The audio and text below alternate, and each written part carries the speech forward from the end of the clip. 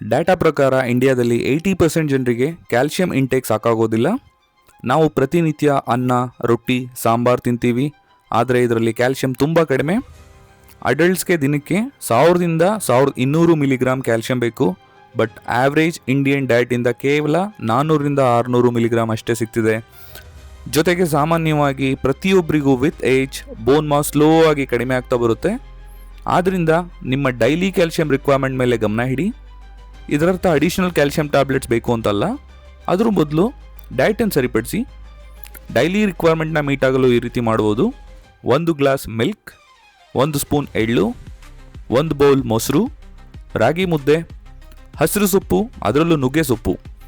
ಈ ಥರ ಆಹಾರನ ಪ್ರತಿನಿತ್ಯ ತಗೊಳ್ಳೋದ್ರಿಂದ ಈಸಿಯಾಗಿ ಡೈಲಿ ರಿಕ್ವೈರ್ಮೆಂಟ್ನ ರೀಚ್ ಆಗ್ಬೋದು.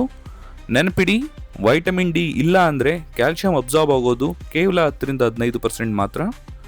ನೀವು ನಿಮ್ಮ ಡೈಲಿ ಕ್ಯಾಲ್ಶಿಯಂ ರಿಕ್ವೈರ್ಮೆಂಟ್ನ ರೀಚ್ ಮಾಡ್ತಿದ್ದೀರಾ? Comment yes or no. ಈ ರೀಲ್ನ ಸೇವ್ ಮಾಡಿ, ಶೇರ್ ಮಾಡಿ.